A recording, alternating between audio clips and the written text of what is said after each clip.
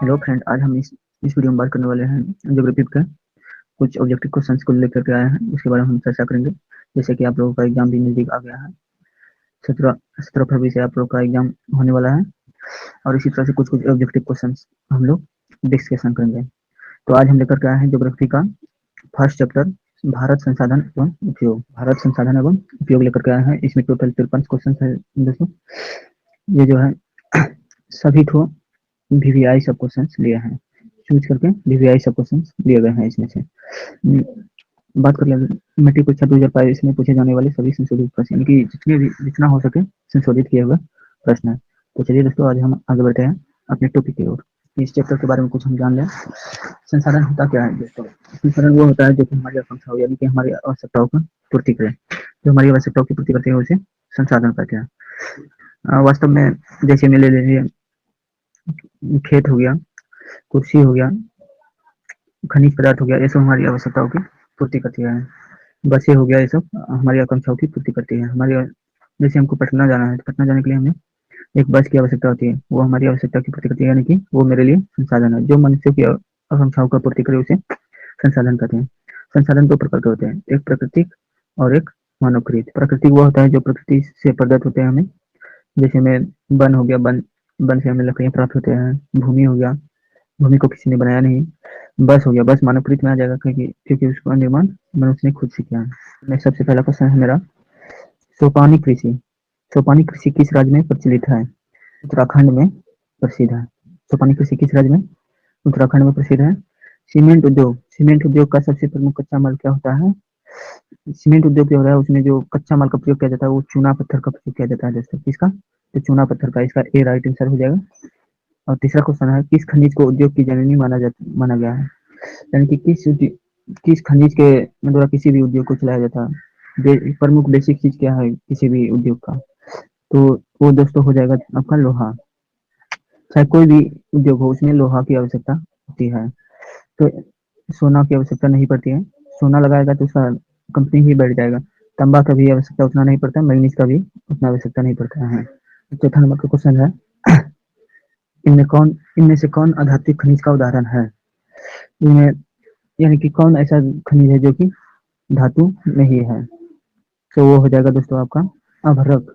अभ्रक जो है आधात्विक खनिज है, ये धातु नहीं होता है। लगभग कितने प्रकार के खनिज पाए जाते हैं भारत में दोस्तों? लगभग 100 प्रकार के खनिज पाए जाते हैं। भारत में कितने प्रकार के खनिज पाए जाते हैं? लगभग 100 प्रकार के। लगभग छठा नंबर का क्वेश्चन है, चरक का संबंध किस देश से है? चरक का संबंध किस देश से? चरक का संबंध दोस्तों भारत से है।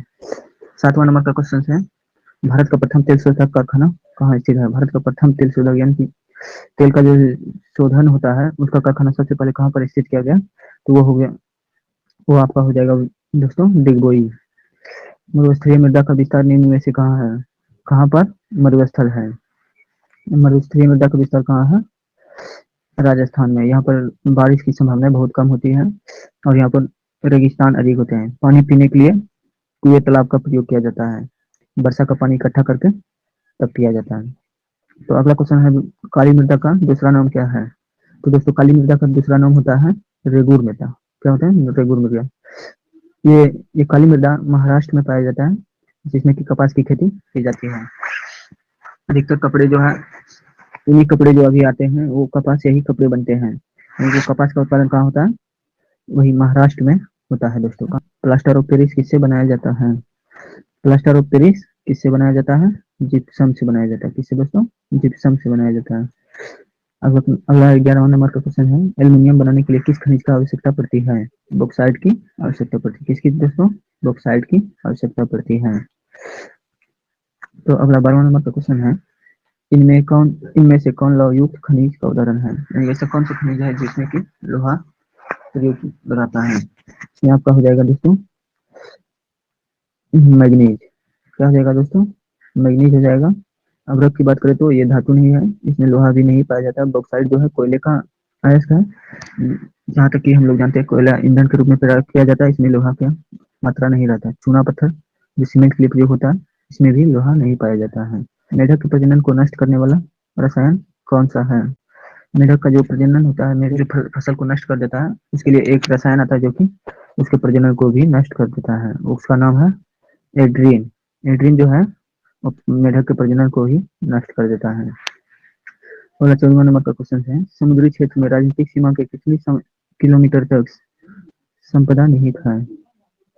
समुद्री क्षेत्र में राजनीतिक सीमा के कितनी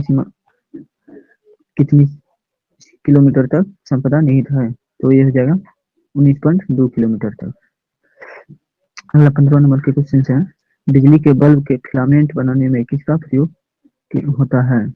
बिजली का बल्ब जो देखे होंगे आप लोग, ऐसे बल्ब होता है, ऐसे बल्ब अच्छे से नहीं बना है, इसमें जो है ऐसे करके तार जो रहता है, इसमें कुछ ऐसे ऐसे करके लगा हुआ रहता है। ये जो फिलामेंट होता है ये किसका बना होता है? टंगस्टन धातु का। 15 नंबर का राइट आंसर हो जाएगा टंगस्टन। ये 2 बार लिखा चला गया, तो काट दो।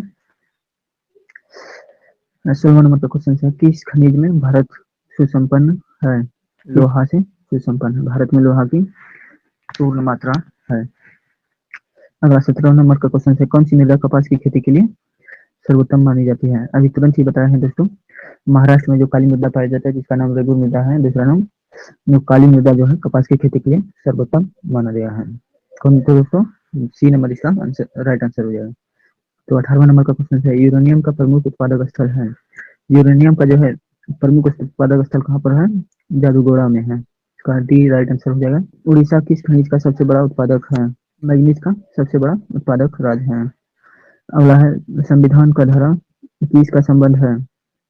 इसका संबंध मृदा संरक्षण से है। संविधान का धारा 21 का संबंध किससे है? मृदा का संरक्षण से। अगला 21 नंबर का क्वेश्चन आता है, भारत के किस भूगर्भीय समूह में कोयला पाया जाता है? गोंडवाना समूह। कौन से समूह? गोंडवाना समूह। अगला अगला नंबर का क्वेश्चन है 22 नंबर का, निम्न कौन सी मृदा सर्वाधिक उपजाऊ है? जलोढ़ मृदा जो होते हैं उसमें अधिक उपजाऊ होते हैं, पर्वत में बहुत कम ही उपजाऊ होता है। पर्वत में भी उपजाऊ नहीं होते हैं, मरुस्थलीय में तो रेत ही पाए जाते हैं, इसलिए वहां पर भी नहीं। पीली मृदा में भी नहीं उपजाऊ होता है। जलोढ़ मृदा इसके लिए राइट आंसर रह गया। 23 नंबर का क्वेश्चन है, भारत के किस राज्य में सौर ऊर्जा के विकास का सर्वाधिक संभावना है? इसका राइट आंसर हो जाएगा दोस्तों राजस्थान, क्योंकि राजस्थान में रेगिस्तान ही रेगिस्तान पाया जाता है।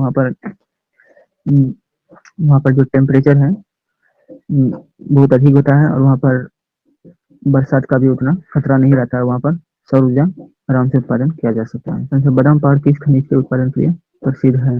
बादामी अभ्रक के उत्पादन के लिए प्रसिद्ध है। किसके लिए? बादामी अभ्रक। 25 नंबर का क्वेश्चन है, भारत के किस राज्य में वन का सबसे अधिक विस्तार है? 25 नंबर का है, भारत के किस राज्य में वन का सबसे अधिक विस्तार है? मध्य प्रदेश। मध्य प्रदेश में सबसे अधिक वन का विस्तार है। अगला नंबर का 26 नंबर का क्वेश्चन है, बृहद क्षेत्र में जल की उपस्थिति के कारण ही पृथ्वी को कहते हैं। जल पृथ्वी में जो है जल बहुत ज्यादा पाया जाता है, इसलिए अधिक जल पाने के कारण इस ग्रह को क्या कहते हैं? नीला ग्रह कहते हैं। क्या कहते हैं दोस्तों? नीला ग्रह कहते हैं।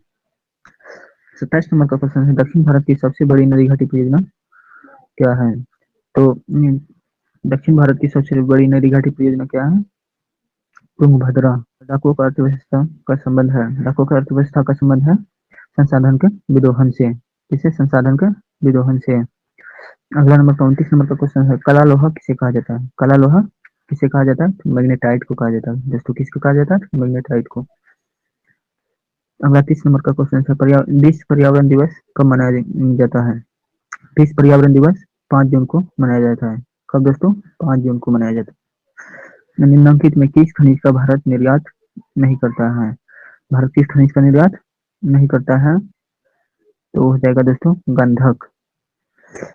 अगला 32 नंबर का क्वेश्चन है, भारत में कोयले का सर्वोत्तम उत्पादक राज्य है? भारत में जो कोयला जो पाया जाता है उसका सर्वोत्तम उत्पादक राज्य कौन है? झारखंड है। कौन है दोस्तों? झारखंड। अगला जो 33 नंबर का क्वेश्चन है, टेक्सोल का उपयोग होता है? टेक्सोल का उपयोग कैंसर रोग में होता है। किसमें दोस्तों?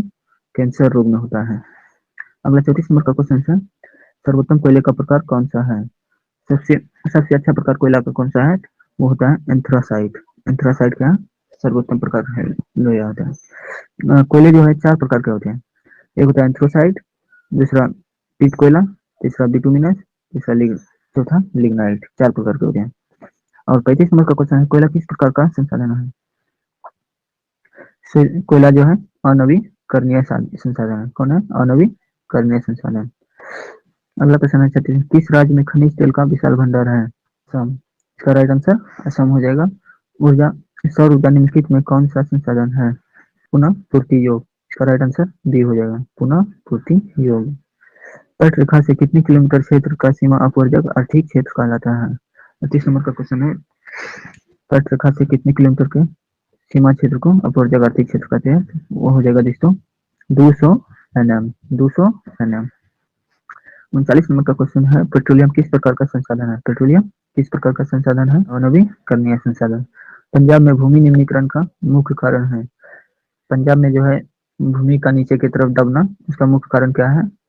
अधिक सिंचाई। वहां पर अधिक सिंचाई करने के कारण वहां का भूमि जो है नीचे की तरफ धंसते जाता है। 41 नंबर का क्वेश्चन है, देश के बांधों को किसने भारत का मंदिर कहा था?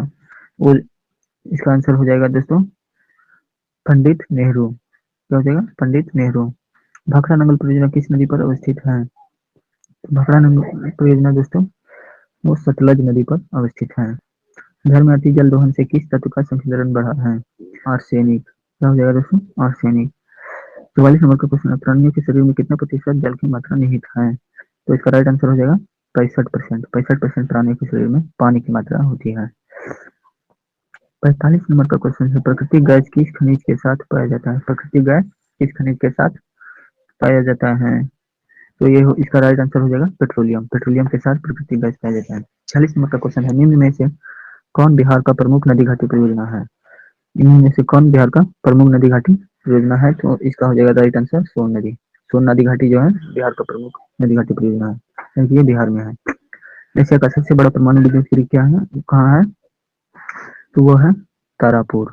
कहाँ है? तारापुर, यानी कि भारत में ही है। और 48 नंबर का क्वेश्चन है, भारत का राष्ट्रीय पक्षी, ये तो आप लोग पहले से ही जानते होंगे, अब फिर भी जो कोई नहीं जानते हैं उसको भी बता दे कि इसका हमारे भारत का जो है राष्ट्रीय पक्षी है मयूर है।